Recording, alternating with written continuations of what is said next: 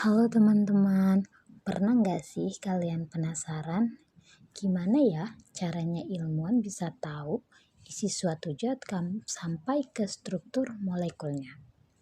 Nah, di video ini kita bakal bahas salah satu teknik paling keren dalam kimia instrumen, yaitu spektrometri massa.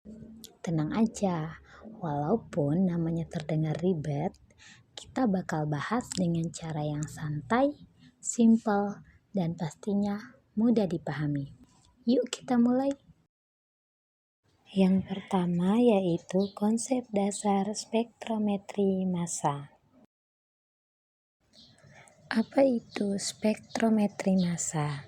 Nah, spektrometri massa adalah teknik analisis untuk menentukan massa molekul dan memperoleh informasi struktur kimia dengan mengubah sampel menjadi ion gas yang bergerak. Jadi, dalam spektrometri massa itu cara kerjanya adalah suatu molekul dihancurkan menjadi potongan-potongan kecil yang kita sebut ion. Nah, dari ion tersebut atau potongan tersebut itu dianalisis. Setelah dianalisis, kita bisa tahu jenis senyawanya. Untuk informasi umumnya, spektrometri massa selalu digunakan dalam penentuan berat molekul, penentuan formula molekul dan strukturnya, yaitu melalui pola pemutusan atau fragmentasi. Berikutnya kita masuk ke mekanisme kerja spektrometri massa. Nah, pada mekanisme kerja spektrometri massa ada namanya prinsip defleksi. Nah, untuk lebih jelasnya teman-teman bisa lihat pada gambar. Di situ ada gambar alat dimulai dari sampel yang masuk ke dalam alat dalam bentuk gas ke bagian ion source di mana ada filamen yang memancarkan elektron. Nah, elektron dari filamen ini akan menabrak molekul sampel hingga menjadi ion.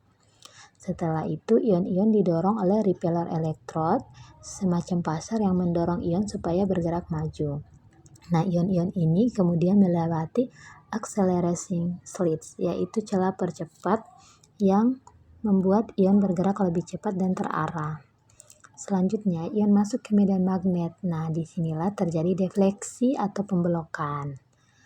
Nah, ion yang masanya berat akan dibelok sedikit, sedangkan ion yang ringan akan dibelokkan lebih tajam. Jadi, teman-teman bisa lihat pada unfocused heavy ions, yaitu ion yang berat tidak terlalu dibelokkan, dan unfocused light ions, yaitu ion ringan yang lebih melengkung jalurnya. Nah, kemudian ion-ion ini difokuskan menjadi focus ion beam, yaitu berkas ion yang rapi menuju satu arah. Akhirnya ion sampai ke detektor yang akan menangkap ion dan mengubahnya menjadi sinyal listrik. Nah, setelah sampai ke detektor dan diubah menjadi sinyal listrik, data ini akan ditampilkan dalam bentuk grafik yang disebut spektrum massa. Berikut kita masuk pada poin yang kedua, yaitu komponen utama instrumen. Jadi, komponen utama instrumen spektrometri massa ada 3, yaitu yang pertama sumber ion, tempat sampel diuapkan dan diionisasi. Yang kedua penganalisis massa, yaitu memisahkan ion berdasarkan nilai M/Z. Dan yang ketiga yaitu detektor, menghitung jumlah ion dan mengirim sinyal ke komputer. Berikutnya yaitu poin yang ketiga, yaitu puncak molekular dan pola isotop. Yang pertama yang kita lihat yaitu karakteristik spektrum. Ada 4. Yang pertama puncak molekular atau M+, yaitu puncak paling kanan yang menunjukkan berat molekul senyawa asli. Yang kedua base peak, yaitu puncak tertinggi dalam spektrum, menunjukkan fragmen paling stabil. Yang ketiga puncak isotop M+1 atau M+2, muncul karena adanya isotop alami seperti C dengan nomor massa 13, Cl nomor massa 35, atau Br dengan nomor massa 81. Yang terakhir yaitu fragmentasi.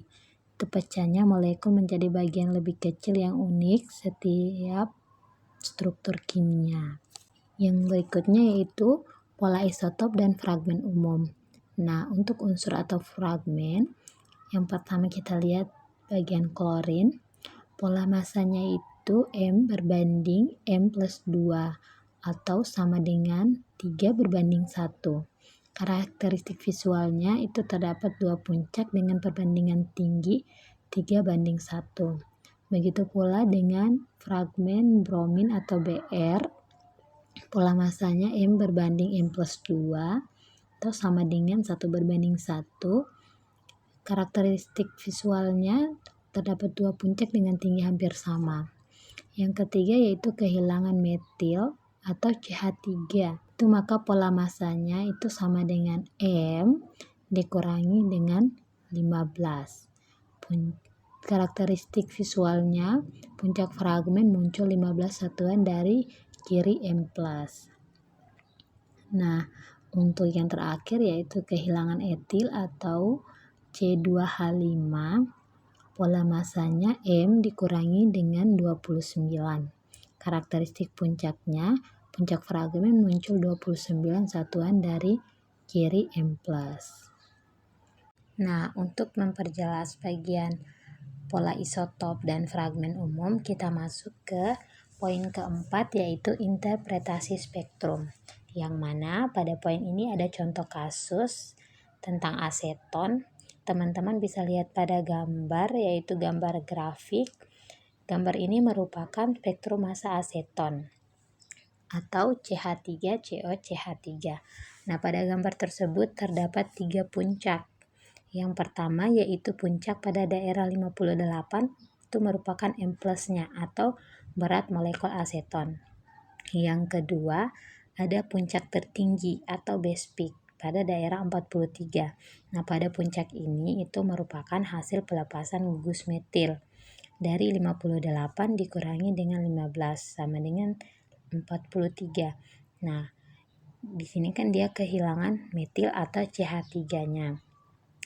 Pada tabel tadi, jika dia kehilangan CH3, maka M-nya dikurangi dengan 15. Nah, di sini kan M plusnya itu sama dengan 58, yang puncak pada 58, dikurangi dengan 15, sehingga hasilnya 43. Jadi puncak tertingginya itu pada daerah 43. Nah, pada daerah ini dia menghasilkan ion asilium atau CH3CO+. Nah, ada yang terakhir yaitu puncak 15. Nah, puncak ini itu dia menunjukkan fragmen metil atau CH3+ yang dilepaskan tadi. Berikutnya kita masuk pada poin yang terakhir yaitu aplikasi spektrometri massa. Nah, spektrometri massa diaplikasikan dalam berbagai bidang. Contohnya ada forensik, yaitu untuk membantu mengidentifikasi obat-obatan terlarang dan racun dalam sampel biologis. Yang kedua pada bidang lingkungan, itu membantu mendeteksi residu pestisida dan polutan di air atau tanah. Yang ketiga di bidang kedokteran, yaitu biasa digunakan dalam screening bayi baru lahir untuk mengetahui penyakit metabolit bawaannya. Oke, sekian pembahasan di video pembelajaran kali ini. Jika ada yang belum dipahami, jangan sungkan untuk bertanya. Terima kasih telah menyaksikan video ini. Sampai jumpa di pembelajaran berikutnya.